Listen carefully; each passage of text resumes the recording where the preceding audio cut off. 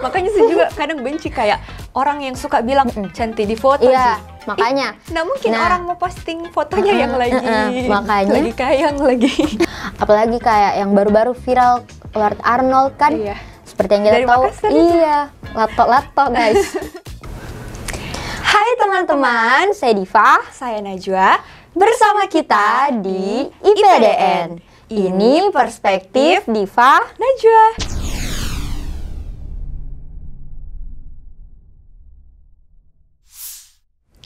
Media sosial, media online, tentunya media yang kita gunakan sehari-hari yang bisa membuat kita bersosialisasi, bertemu dengan banyak relasi.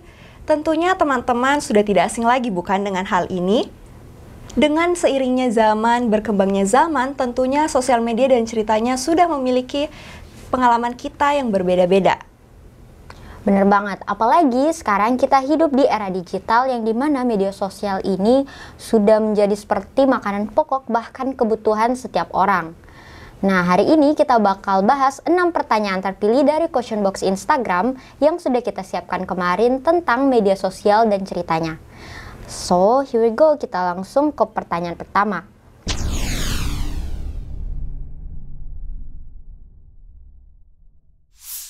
Dari akun @nade.z. Yang pertama itu pertanyaannya, menurut kakak apa sih hal yang paling baik dan hal yang paling mengerikan di media sosial? Oke, mungkin pertanyaan pertama Najwa akan jawab. Mungkin apa sih hal yang paling baik dan apa yang paling mengerikan di media sosial? Tentunya kalau segala sesuatu hal pasti ada plus minusnya.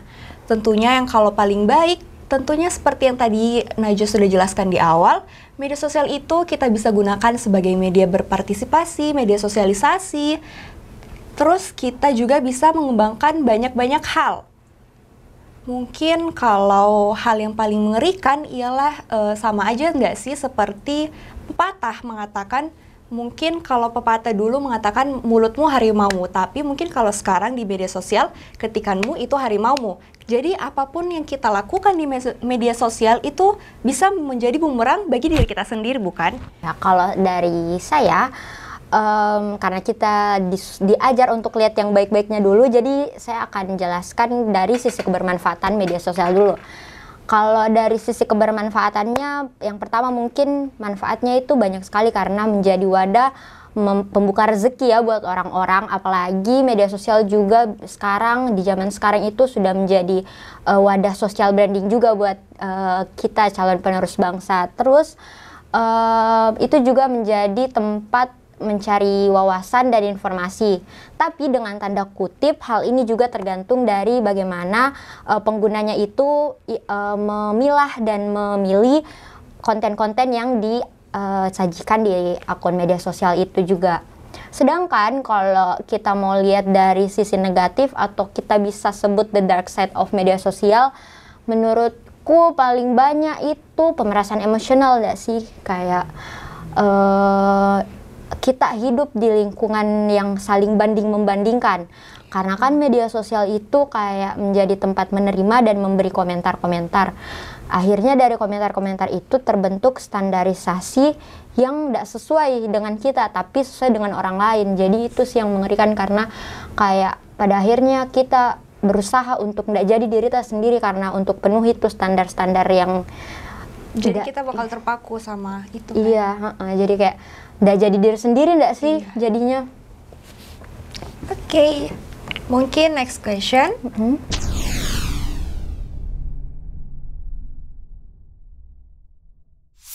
Pertanyaan kedua dari Isni Queens. Jadi pertanyaannya, Kak, bagaimana caranya supaya kita nggak dengar komentarnya orang di sosial media? Wah, menarik banget nggak sih ini? Wah, kayaknya kalau ini kayaknya lebih baik Najwa ada yang jawab duluan. Karena sebenarnya ini masih jadi masalah juga buat saya. Mungkin bagaimana caranya supaya kita nggak dengar komentarnya orang di sosial media. Jadi yang pertama itu kan sebenarnya tentunya kalau di sosial media sudah ada disediakan kolom komentar. Nah, kolom komentar itu tentunya setiap orang, setiap pemakai sosial media tentu bisa mengeluarkan pendapat, mengeluarkan pendapatnya. Jadi sebenarnya Itu kalau kayak hak mereka nggak sih? tapi sebenarnya sama sih kayak yang tadi yang pertama, karena semua hal itu pasti ada plus minusnya.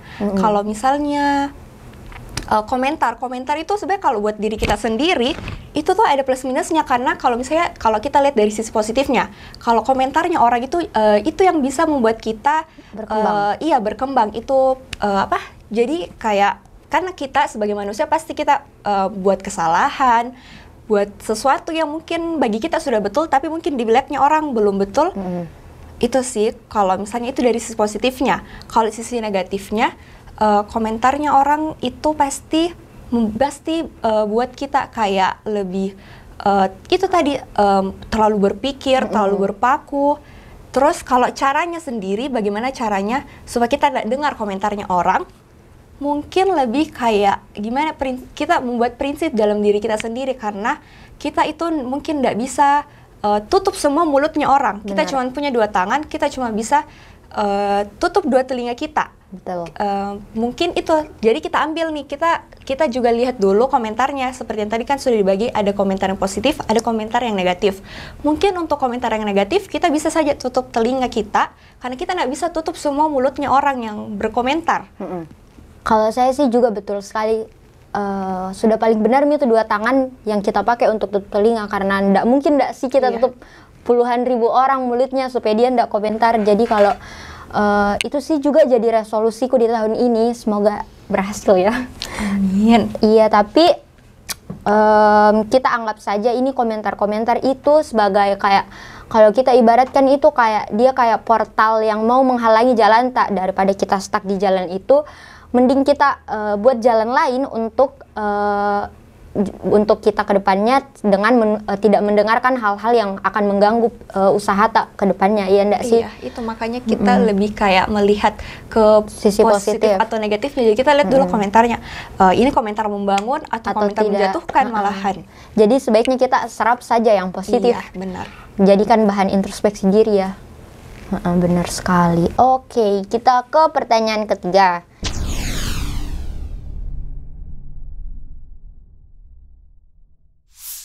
Dari @syukasyaku. Bagaimana kalau sosial media itu dijadikan parameter segala hal untuk orang-orang? Etiskah? Wah, pertanyaannya ini kayak berat ya.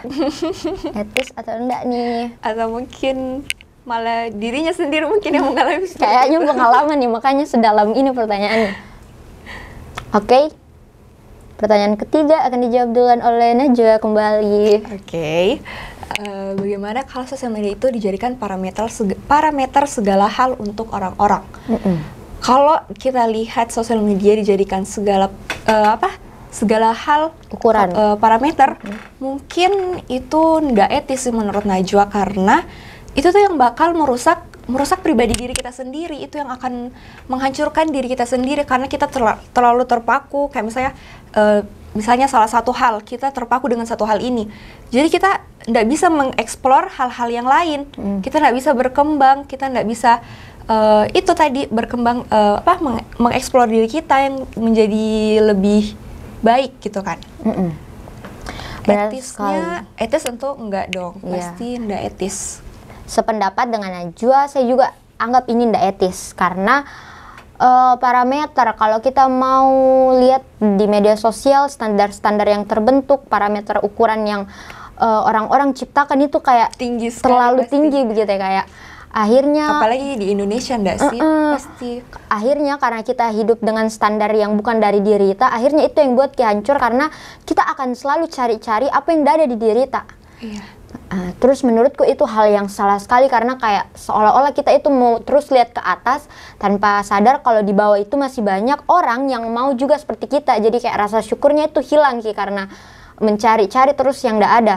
Nah, daripada kita cari-cari terus yang tidak ada di diri kita, kenapa kita tidak upayakan saja yang sudah ada?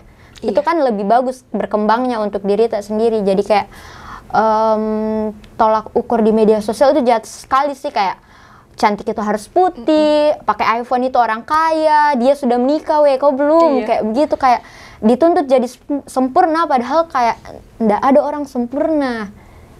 Jadi itu Tapi sih. sebenarnya cuman kalau sebenarnya tanpa orang sadari sosial karena karena tingginya standar sosial media, jadi sosial media itu dibikin seakan-akan dunia tipu-tipu, Iya. enggak sih kita Betul sering sekali. sebut.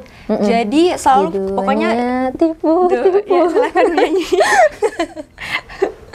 Iya, Jadi- sumpah serius. Iya enggak sih jadi kan sosial media itu kayak bukan dirinya orang Iya, lagi, bukan dirinya jadi sendiri. fake, jadi Iya. kayak terus Jadi cuma menunjukkan yang baik-baik saja. Tapi memang betul sih kita memang menunjukkan yang baik. Cuman citra ya, iya citra cuman lebih ke terlalu berlebihan nggak iya. sih jatuhnya. Jadi saat orang di media sosial tahu buruknya kita malah dijatuhkan lagi gitu ya. Jadi nggak sehat, toksik Iya. sih, toksik sekali itu. Oke. Okay, next question.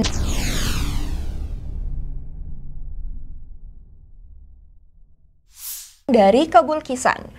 Sekarang hal aneh yang dilakukan bisa viral, bahkan hal tidak bermanfaat bisa jadi viral. Gimana tanggapan kakak?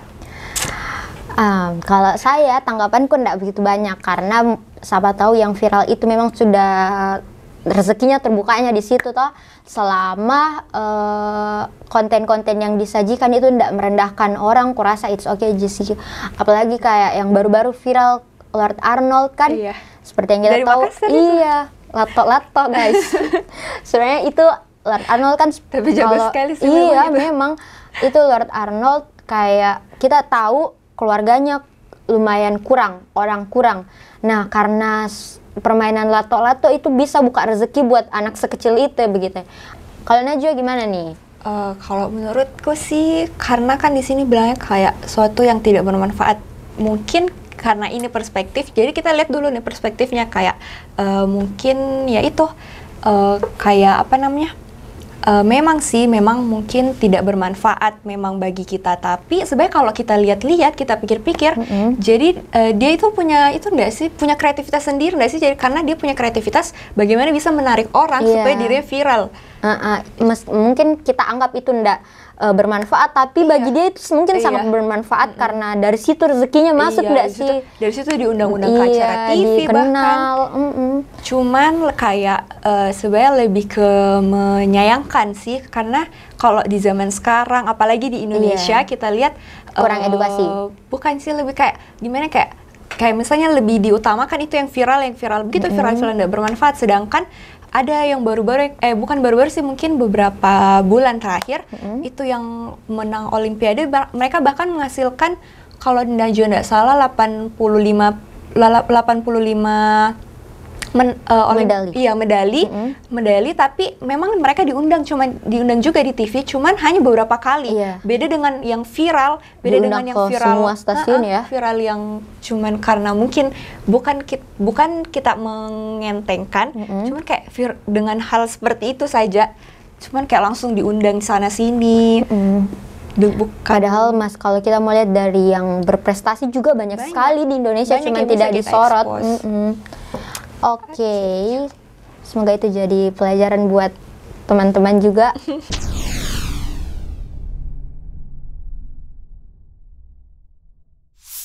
Yang pertanyaan kelima dari @devkan. Seberapa sering kakak posting sesuatu di media sosial dan kenapa? Nah, Oke. kenapa? Seberapa Kenapa sering dong? Seberapa sering? Mungkin kalau gini, lebih ke seiringnya berkembangnya waktu, semakin bertambahnya usia, mungkin kayak makin lama tuh kita berpikir nggak sih kayak kayaknya nggak semua hal harus kita expose, nggak Iya. semua hal harus kita posting. Nggak Iya semua sih? hal orang Karena tahu, pasti harus kita orang bisa tahu. bandingkan kayak dulu waktunya masih SD atau SMP dibandingkan dengan sekarang, pasti kita kalau sekarang lebih kayak memilah-milih apa yang kita posting. Iya nggak sih? Iyalah. Dan kenapa? Karena mungkin lebih ke pengalaman, semakin bertambahnya usia. Cuman mungkin kalau sekarang kalau Najwa pribadi yang lebih sering diposting tuh lebih kayak ke achievements, pencapaian. Kayak misalnya mungkin kayak ikut kegiatan ini, kegiatan itu, karena itu tadi kembali lagi dengan personal branding. Karena menurut Najwa di zaman sekarang personal branding itu sangat penting bukan sih? Karena banget. apapun itu orang pasti lihat dari sosial medianya, bilang dia ini siapa, dia ini apa, Iya. ya enggak sih? Jadi itu mungkin Najwa lebih ke pencapaian-pencapaian yang diposting. Kalau Najwa dengan dia memposting pencapaian-pencapaian, kalau saya itu minim sekali, penggunaan media sosial itu minim sekali. Karena itu tadi saya masih dengar komentar-komentar, saya masih penuh dengan rasa takut. Kayak Pasti malah malah takut dibilang ih baru begitu. Itu astaga itu masih Iya, kan? jadi berputar-putar sekali di kepala aku. Jadi kayak karena minim itu, jadi saya meminimkan pemanfaatan media sosialku karena saya takut kayak orang beri komentar saya kayak contohnya dengan saya posting pencapaianku. Ini pikiran salah sih, tapi jangan dicontoh guys, ini cuma pengalaman pribadi jadi diceritakan. Kayak misal saya posting pencapaianku atau kita posting foto-foto yang cantik, jelas nih dong masih kita mau posting buat muka jelek. Kita mau posting yang makanya saya juga kadang benci kayak orang yang suka bilang cantik di foto. Iya, makanya. Nah mungkin orang mau posting fotonya yang lagi makanya lagi kayang lagi. Makanya posting fotonya lagi salto atau kayak gini mukanya. Atau kayak misal, jadi dari situ karena hal-hal itu jadi saya meminimkan karena saya takut orang berekspektasi tinggi sama saya. Kayak misal di media sosial dia bilang Kak cantik, pas ketemu ada kata-kata saya dengar kayak ternyata itu Diva ndak bagaimana sekali Ji begini Ji, padahal saya ndak pernah nilai diriku juga seperti itu, padahal itu ekspektasinya Ji mereka. Nah, saya takut sekali orang berekspektasi juga kalau saya upload pencapaianku terus saya dianggap pintar. Karena menurutku anggapan pintar itu besar sekali tanggung jawabnya di saya. Jadi kayak saya minimkan karena takut akan itu sih harus Kak ubah memang. Iya, memang. Dan harus belajar dengan kamu. Lebih ke belajar bodo amat sih. Iya, betul sekali.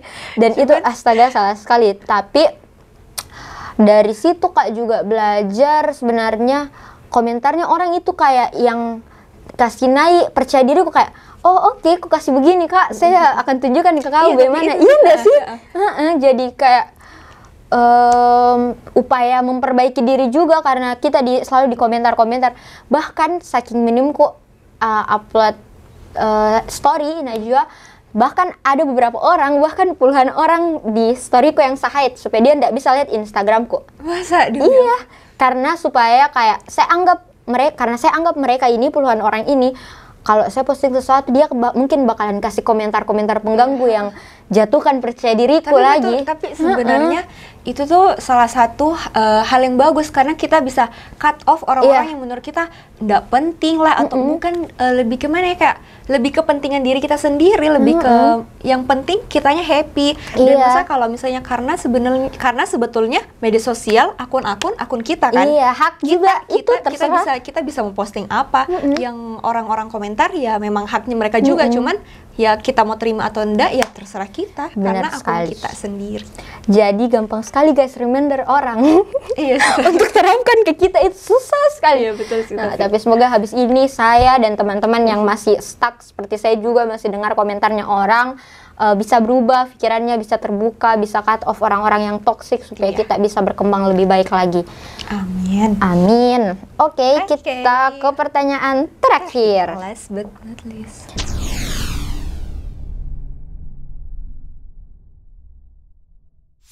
Dari @user cantik banget. Dia pasti cantik sekali. Cantik banget. Oke, seberapa berpengaruhnya media sosial dengan mental seseorang? Oke. Oke, dijawab sama Najwa duluan lagi. Karena kayak dia lebih positif. Lebih ke berapa sih? Seberapa berpengaruhnya sosial media dengan mental seseorang? Mungkin seberapa pengaruhnya itu kembali lagi ke pribadinya orang masing-masing. Karena mental dan pikirannya orang itu beda-beda. Kayak ini sedangkan Najwa sama Diva saya beda sekali, yang kayak itu yang kayak beda-beda kan. Perspektif yang saya kurang percaya diri, sedangkan Najwa sudah begitu percaya diri. Jadi kayak kita harus berbagi cerita untuk belajar sama-sama kayaknya deh. Seberapa pengaruhnya itu kembali lagi. Dan sebetulnya mungkin jika dipresentasikan mungkin 80% itu sangat berpengaruh kepada mental seseorang. Karena kita juga sering nggak sadar kayak misalnya apapun misalnya kayak media sosial itu kayak membuat kita bikin pikiran tak sendiri, kayak kita berkelahi sama pikiran tak sendiri. Apapun yang kita lihat di media sosial, misalnya kayak itu tadi, kayak misalnya kita lihat orang dia sudah begini, terus pasti kita kayak berpikir kenapa ya dia begini, kenapa, pasti kayak membuat kita berkelahi sama pikiran tak sendiri. Jadi itu yang membuat berpengaruh sebenarnya sama mental kita, bukan? Dari 80% yang Najwa bilang itu kayaknya benar sekali, karena menurutku hal yang paling berpengaruh kepercayaan diri, mental kepercayaan diri, optimisme itu terganggu sekali dengan media sosial. Kembali lagi kita ke reference point-nya yang kita saksikan, gambaran-gambaran di Instagram yang orang posting hidupnya seperti ini, seperti itu. Yang awalnya kita hanya senyum kayak, tahu wah kayaknya harus kayak juga begini. Yang awalnya kita senyum kayak jadikan motivasi, lama-lama jadi rasa iri. Karena kita bertanya-tanya, kenapa hidupku enggak kayak dia, kenapa saya enggak secantik dia, kenapa saya enggak sepintar dia, kenapa? Kayak akhirnya kita berupaya cari validasi-validasi yang saat kita enggak dapat itu validasi, kita akhirnya stres sendiri, marah sendiri sama diri kita. Akhirnya rasa cemas itu muncul, akhirnya kita banyak emosi-emosi yang tertahankan, kita menangis lah, kita apa, padahal itu enggak penting sekali sebenarnya, karena itu karena berkelahi sama diri sendiri. Karena yang kau saksikan itu kayak dunia maya, dunia tipu-tipu di dunia itu lagi lagunya. Jadi kayaknya memang kita masih perlu banyak belajar tentang media sosial dan semua ceritanya. Jadi kayak daripada kita terus cari validasi orang, mending waktu mencari validasi itu kita ganti menjadi waktu mempelajari diri kita sendiri. Betul sekali. Kita usahakan potensi yang ada di diri kita beri yang terbaik untuk diri kita, kayak self love dulu enggak sih, daripada terus banding-banding. Standarnya sosmed pasti tinggi sekali. Apalagi kalau kita cewek-cewek buka FYP TikTok, pasti ya Allah kenapa cewek cantik, cewek cantik. Terus kayak TikTok juga tuh pilih kasih nah. Karena yang dia kasih FYP cewek cantik. Maaf TikTok. Karena pasti gitu kayak standar sosial media pasti tinggi sekali, dan kita nggak bisa terus-terusan kita terpaku sama standarnya itu, karena itu yang bakal buat kita jadi gila sendiri. Iya, kayak istilahnya panjat tebing ini untuk dapat itu kesempurnaan tidak akan ada. Ada sabunnya licin jadi tidak bisa naik ke atas, jatuh terus. Bagus kalau di bawah ada trampolin jadi bisa dikit terpantul, kalau tidak berdarah Ki. Iya, astaga. Jadi kayak media sosial itu hanya bagian kecil dari dunia yang besar sekali ini. Iya, benar. Dan yang pegang kendali terbesar itu kita. Dirita yang pegang kendali terbesar. Kita juga harus ingat kalau sepatah kata komentar yang kita kasih ke orang itu sangat berpengaruh. Sangat berpengaruh. Kayak kalau meskipun satu kata kau ketik, ih apa beda itu? Itu kayak sebenarnya sudah jatuhkan yang awalnya orang optimis untuk berusaha, awalnya akhirnya sudah pede. Jadi akhirnya kayaknya masih kurang Kak deh, kayaknya harus kayak begini deh, begitu deh, kayak nggak ada habisnya, nggak akan ada habisnya. So, kita sama-sama belajar, berproses, memanfaatkan media sosial dengan baik daripada kita mencari-cari apa yang tidak ada. Iya, betul. Sih? Lebih ke mengembangkan diri kita sendiri. Jadi kita sebenarnya tidak perlu jika kita harus terpaku terus sama standar yang ada. Karena kalau misalnya kita bisa mengembangkan, kita bisa menjadi standarnya orang lain. Iya, betul sekali.